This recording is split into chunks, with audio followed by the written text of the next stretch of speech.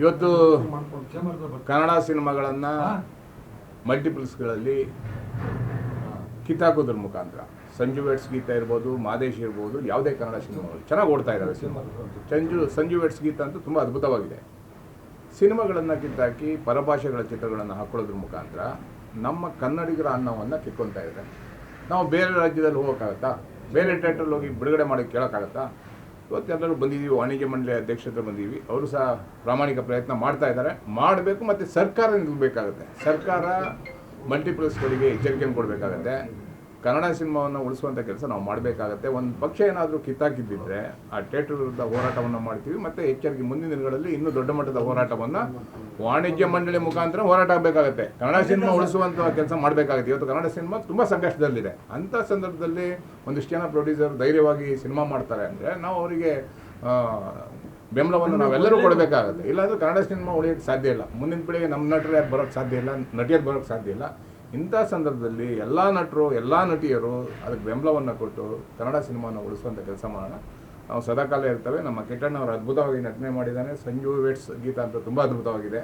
ಮಾದೇಶ್ ಚೆನ್ನಾಗಿದೆ. ಆ ಸಿನಿಮಾ ಯಾವುದೇ ಕನ್ನಡ ಸಿನಿಮಾ ಇರಲಿ, ನಾವೆಲ್ಲರೂ ಒಟ್ಟಿಗೆ ಅದ್ರ ಪರವಾಗಿ ನಿಲ್ಲೋದ್ರ ಮುಖಾಂತರ ಆ ಸಿನಿಮಾವನ್ನು ಮುಟ್ಟಲಿಕ್ಕೆ ಯಾವುದೇ ಥಿಯೇಟ್ರ್ಗಳಿಗೆ ಅವಕಾಶ ಇಲ್ಲ. ಮುಟ್ಟಿದ್ದೇ ಆದರೆ ಪರಭಾಷೆ ಚಿತ್ರಗಳನ್ನ ಬಿಡುಗಡೆ ಮಾಡಿ ಕನ್ನಡ ಸಿನಿಮಾ ಕಿತ್ತಾಕಿದರೆ ಖಂಡಿತವಲ್ಲ ಅದ್ರ ವಿರುದ್ಧ ನಾವು ಹೋರಾಟವನ್ನು ಮಾಡಬೇಕಾಗುತ್ತೆ ಅಂದರೆ ಎಚ್ಚರಿಕೆ.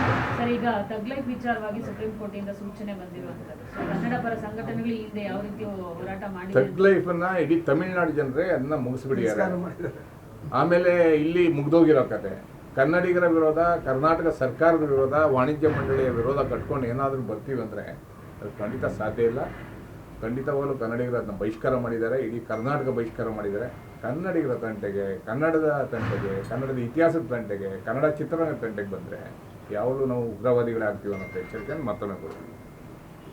ಸುಪ್ರೀಂ ಕೋರ್ಟ್ ಸೂಚನೆ ಕೊಟ್ಟಿದೆಯಲ್ಲ, ಕೋರ್ಟು ಜನರನ್ನ ಮೀರಿ ಕೊಡೋಕ್ಕಾಗಲ್ಲ. ಅವ್ರ ಹತ್ರ ಕ್ಷಮೆ ಕೇಳೋಕ್ಕೆ ನಾವು ಒತ್ತಾಯ ಮಾಡಿರೋದು ಮೊದಲನೇದಾಗಿ. ಭಾಷೆ ವಿರುದ್ಧ ಯಾರು ನಿಲ್ತಾರೋ, ನಮ್ಮ ಭಾಷೆ, ನಮ್ಮ ಜನರ ವಿರುದ್ಧ ಯಾರು ಇರ್ತಾರೋ ಅವ್ರ ವಿರುದ್ಧ ನಾವು ಯಾವಾಗಲೂ ಇರ್ತೀವಿ ಅನ್ನೋ ಎಚ್ಚರಿಕೆ ಕೊಡ್ತೇವೆ. ಕೋರ್ಟ್ ಇರ್ಬೋದು, ಅಥವಾ ಸರ್ಕಾರಗಳಿರ್ಬೋದು, ಅಥವಾ ಕೇಂದ್ರ ಸರ್ಕಾರ ಇರ್ಬೋದು, ನಮ್ಮ ಕನ್ನಡಿಗರ ವಿರುದ್ಧ, ಕರ್ನಾಟಕದ ವಿರುದ್ಧ ಬಿದ್ದಾಗ ಜನರ ತೀರ್ಮಾನ ಮುಖ್ಯ ಆಗುತ್ತೆ. ಜನರ ತೀರ್ಮಾನದ ಮೇಲೇ ನಾವು ಸಿನಿಮಾ ಏನು ಮಾಡಬೇಕನ್ನೋದು ನಾವು ತೀರ್ಮಾನ ಅಂತ.